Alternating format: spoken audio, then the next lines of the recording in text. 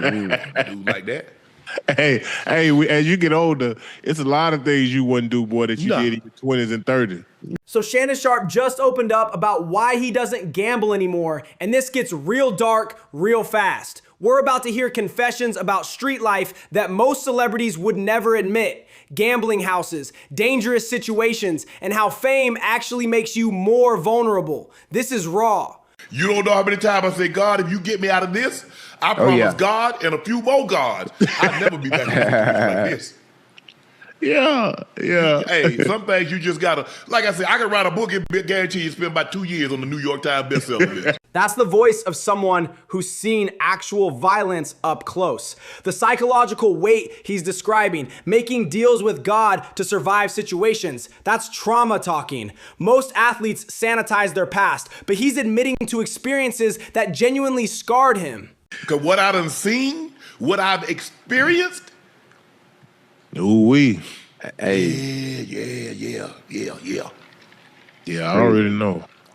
Crazy. But something, you know what? Something you just, like I said, Joe, my casket gonna be real heavy because I'm taking a lot of secrets to the grave. My casket gonna be real heavy. The coffin metaphor is brilliant. Secrets literally weigh you down to the grave. He's talking about witnessing things so serious that staying quiet becomes a lifelong burden. That's the cost of street credibility nobody talks about. Don't nobody need to know what you got going on or what you did or what you didn't do. Yeah. I'm telling you. But it's a different time now, Ocho. Joe, Yeah. you know it's a different time. The respect that guys once had, them young boys don't have that no more, man. They set fire to you.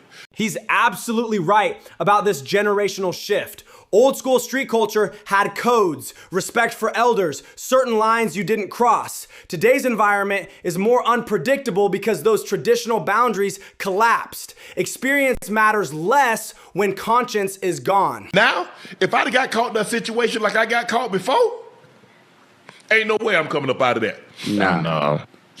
Hey, the boys ain't got no conscience nowadays, man. No. This is chilling. He's saying his survival tactics from the past wouldn't work today. When someone with his street intelligence admits the game got too dangerous, even for him, that tells you everything about how violence escalated. Oh, because he's looking at it like, I think because I'm Shannon Sharpe that I can come and holler at his girl. He's not holding her culpable or responsible. How did I even know where she lived? How I get in the house? Yeah. Without her telling me, without her opening the door, how did I get this far? Fame creates this twisted dynamic where you're blamed for situations you didn't create. The logic is backwards. How could he disrespect someone he doesn't even know exists? But street justice doesn't follow rational thinking, especially when egos and territory get involved. But he's just looking at it like I'm being disrespectful.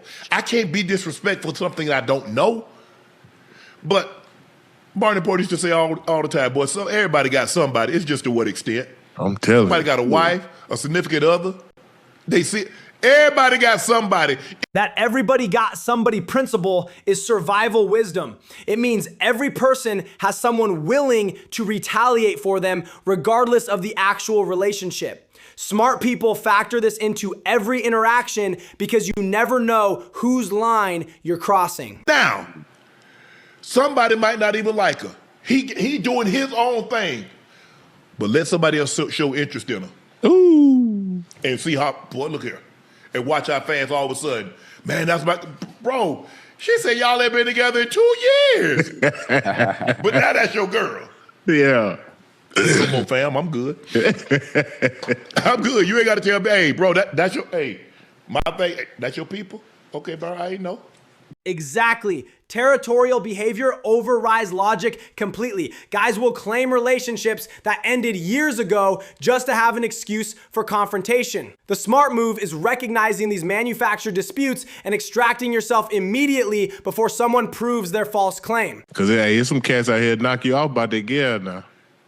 Yeah, I know some that's done knock some people off by some girls. Yeah, hey, especially the ones who sprung off that hoo-ha. Yeah. Hey. Like they ain't like, but the thing is, Joe, what's so troubling, guys, is that they being trifling. He's describing literal murder over romantic disputes. When someone says people get knocked off over women, that's not hyperbole. The manipulation angle is key. Often the woman is orchestrating drama between multiple men for attention or control. I don't fool with them young kids no more. I don't fool. I know. Hey, I keep it speaking and keep it moving. Right. I'm only there for as long as I need to be. Yeah. I ain't spending no extra time. Like I said, I used to go, hey, yeah. I had to go hang out, I kick about 3-4 hours. Those are textbook survival strategies. Minimize exposure, limit time in dangerous environments, keep interactions brief and respectful. His 3 to 4 hour visits, dropping to quick appearances, shows he learned to reduce risk without completely abandoning his community connections. Everybody, I'm the only one that ain't got a stick on me. Yeah. Yeah. Oh, they got that straight rail. You know, back in the South, they keep that straight rail on them too now. Oh yeah. Oh yeah. Yeah, boy, they cut you 3 ways deep, wide and continuous. A straight razor or a knife, they gonna keep it on them. They poke you now. Yeah. Yeah. The weapons reality changes everything. When he's the only unarmed person in a room full of people carrying knives and razors, every conversation becomes potentially lethal. That 3 ways description, deep, wide, and continuous, that's someone who's seen cutting victims. But the thing is, I never took my piece up in there with me, because I already know. Yeah. But me, hey, I'm cool. I ain't finna argue, get carried on. We playing poker, whatever the case may be. It ain't that serious. Oh, you used to go to gambling house? Yeah. Smart calculation. His reputation provided better protection than any weapon could. Carrying a gun into a gambling house just gives someone an excuse to shoot first. Sometimes being known as someone who doesn't escalate keeps you safer than being armed. I had to stop. Cause you know what I'm saying? I'm like, man, I'm gonna show them that I'm still sharp. I grew up around here. I know everybody here. I went to school with most of them. My sister went to school with them, or my uncles went to school with them. And for the most part, they're like, hey, after the game over with, hey, we go. Hey, Sharp, you going back to town? Yeah, give me a ride. Okay, we go to Hunter House. We break bread. Cool. It was never that serious. But I just realized, you know what? Hey, I ain't got to prove it. I ain't got to prove it at all. That ego trap kills successful people. Feeling like you need to prove you're still street credible is exactly how celebrities end up dead. The wisdom is recognizing that real respect doesn't require constant demonstration. It exists or it doesn't. If y'all don't know Shannon Sharpe from Glenville, Georgia, I lived there my whole life. I'm cool. Yeah. Geographic reputation is hyper-local. Being respected in Glendale, Georgia means nothing in Atlanta or Miami. Expanding your territory exponentially increases risk because you lose the protective relationships that kept you safe in your home area. Like I said, them guys, hey, they wouldn't, the guys that I grew up with, they would never even raise their voice or get upset or even think about pulling the tool out. Yeah. With me around. Now, they might know who I am, but they ain't grow up with me like that. Perfect distinction. Lifelong relationships provide real protection. Celebrity recognition just makes you a target. People who grew up with you won't harm you because it violates family-like bonds. Strangers who know your name might actually resent your success. They watch over my sister. I'll lend the guys money. Hey, man, let me get $100. I said, look, you gonna pay my sister back her money? I said, Libby, rest his soul, dude named Squirrely. He would always borrow money. Hey, call your brother. She would call me, hey, Squirrely paid your money back. I said, all right.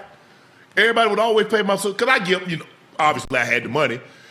Yeah. They watched out for me. Economic loyalty builds real protection networks. Consistently lending money and showing up for your community creates genuine relationships. When people know you'll help them in tough times, they'll protect you when you're vulnerable. That reciprocity is more valuable than fame. You got to be real careful, because everybody got something. Everybody got a stick on them. Everybody. Yes, and all that loud talking, you get to threatening. Yeah. Somebody drop the hammer on your ass. Chitty, chitty, bang, bang. Yeah. Hey, I know they were, hell no, I caught, bro, here $40, he caught him. roll some more. Yeah. You about to call me to get smooth up out of here. Yeah. Hey. Gambling environments are powder kegs. Money disputes plus weapons plus ego equals deadly situations fast. The last thing any public figure needs is being present when someone gets shot over gambling debts. Your reputation gets destroyed even if you're innocent. You get knocked off. You get knocked off at the gambling house, man, playing with people's money like that, bro. Hey, Joe, for sure. Hey, hold on, Joe. You understand where I'm from, Joe? Huh? You understand where I'm from, boy? Joe, I'm from Dade County, boy. Huh? The original gamblers. You hear me? Dade County's gambling culture is legendary. High stakes, serious players, real consequences for welching or cheating. Coming from that environment gives him credibility to assess risk that most people lack. He knows when situations can turn fatal because he's seen it happen. Hey, I used to go, when I come back, Ocho, the boys, they stand around the corner. I go get about 5 or 6 pizzas, get them a couple of cases, eat a couple of slices with them. Boned out, man. Sharpe, good looking out, man. You ain't changed at all. You right, but I'm finna get up out of here. Yeah. Hey, Joe, it was different back then in them days, Joe. Boy, there was a lot of structure and discipline out there, you know. Yeah. The structure comparison is crucial. Past street culture had hierarchies and codes that prevented random violence. Older guys controlled younger ones, respect for certain boundaries existed. Today's environment lacks that organizational discipline, making the same spaces exponentially more dangerous.